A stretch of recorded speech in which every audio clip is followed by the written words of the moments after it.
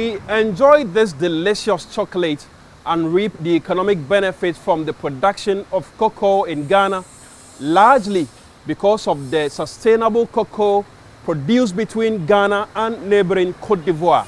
But there is a huge risk beckoning as the European Union and Switzerland put forth what it describes as the sustainable cocoa legislation. The widespread speculative mining taking place across Ghana's regions could be the country's undoing. They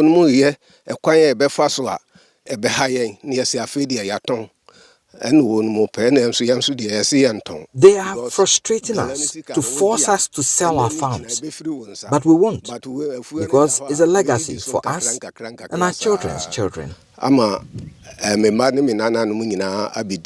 We are appealing to government. The Chinese are destroying cocoa farms. Every mined area here used to be a cocoa farm that could have served our country well. Japan has already taken the lead by drastically reducing importation of Ghana's cocoa beans after the discovery of chemical residue in the beans exported to the Asian country. When I talk about threats to the environment emanating from Galamsey and the use of banned chemical substances, I'm not a scientist, but at least I know it goes into the groundwater and it comes up through the food chain. And I think Japan has either reduced or banned cocoa, the raw beans, because there have been some residue, chemical residue. It's only a matter of time that other countries and other producers or buyers will say the quality of that product is not good enough.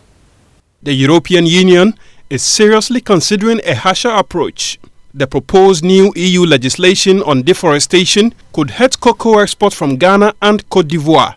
The two West African nations account for over 60% of global cocoa beans production. After years of cautions, the European Union Commission in November 2021 put forth a regulation on deforestation-free supply chains, and cocoa was one of 5 global commodities selected for stricter regulation. If an observatory group is able to confirm widespread deforestation in cocoa-producing countries, paramount among the options being considered by the EU is a complete ban of cocoa products from those countries from entering their market.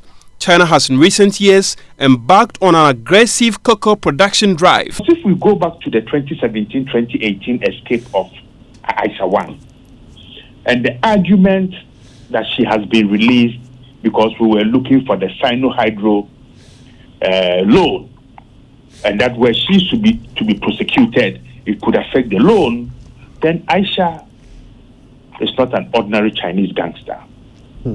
She's an agent of the state. She's a spy.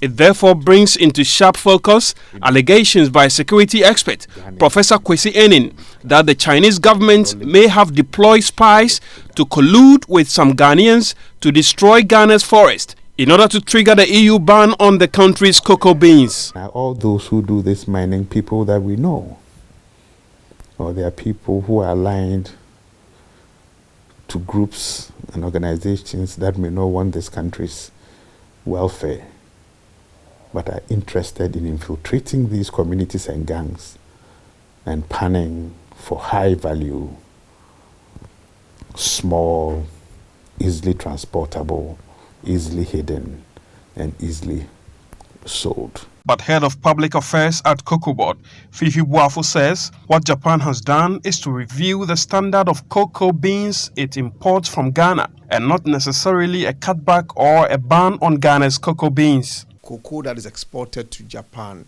is of a certain quality.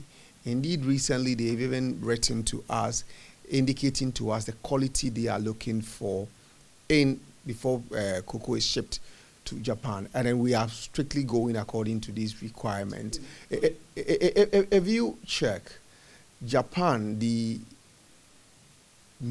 biggest chunk of cocoa that is exported to Japan comes from Ghana. because Ghana produces the best quality cocoa in the world. And if you look at their requirements, it beats all other countries in terms of requirement. Of course, we all review our standards with time, and it is expected that they will review their standards with time, just like the European Union are talking about their standard, what kind of cocoa they expect to be exported to the EU. So clearly, it's a revision of the standards in Japan, but we do not think that is really a major issue. Cocoa Board describes the EU's Commission's proposed ban on unsustainable cocoa as unfortunate. Mr. Boafo says Cocoa Board is highly concerned and has had intensive engagement with the European Union Commission for a review of the proposed legislation because his outfit has very little influence on what happens on individual cocoa farms. I will also believe that we all have shared objectives that are reflected, for example, in the Paris Agreement, as well as the SDGs, which Ghana subscribes to, which we are working towards. And we were of the view that these arrangements were good enough in dealing with the issues, but the unilateral decision taken by the European Union, of course we do not control them, but we believe it's unfortunate, probably a different means or a different approach could have been adopted in handling the situation. Meanwhile, a mining consultant with background in forestry, Alhaji Haruna Abdullahi, says, given that the cocoa sector has proven to be the hallmark of the Ghanaian economy, Cocoa Board and government should address the concerns captured in the EU's Commission's legislation to prevent a collapse of the sector. If you look at as I had indicated, cocoa incomes, anytime there's going to be cocoa syndication, there's a reprieve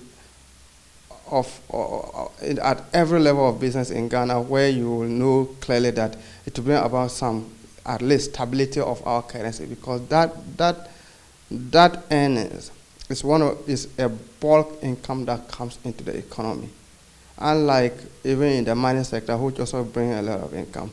But those incomes will be repatriated. But because this one is owned by indigenous smallholder farmers who receive the local currency cedis, the government earnings from cocoa in terms of syndication comes in to actually stabilize the economy at any point in time.